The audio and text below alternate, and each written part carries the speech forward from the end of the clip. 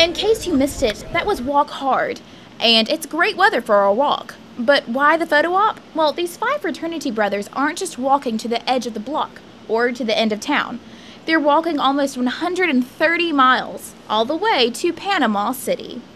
It's a charity walk called Walk Hard 2011, and so we're hoping to raise money for Camp ASCA, which is the Outlaw Special Camp for children and adults.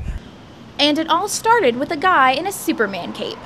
We're sitting there talking, and all of a sudden this Superman guy who's wearing a Superman costume is walking with a backpack on, kind of like us, and that sparked a conversation like, what is this guy doing? Like, was he just walking around? They never did find out what the man was doing, but it gave them an idea to test their own physical limits and walk to the beach. They recruited some friends, but soon hit a snag. One of our friends who wanted to do it has type 1 diabetes, and he wasn't going to be able to do the walk.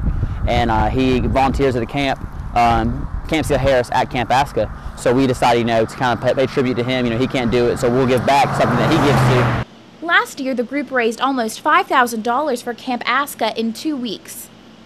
Now, the hikers must carry everything they'll need for their 6-day trip down these roads on their backs. One said that his backpack weighed about 39 pounds. That's like 13 of that 3-pound weight. Of course, they do plan to have some fun along the way. It is spring break at Troy, after all, and they are walking to the beach. Yeah, we're definitely going to stay a few days and relax and enjoy the beach and our friends and everything like that. But just how much fun may depend on how tired they are when they get there.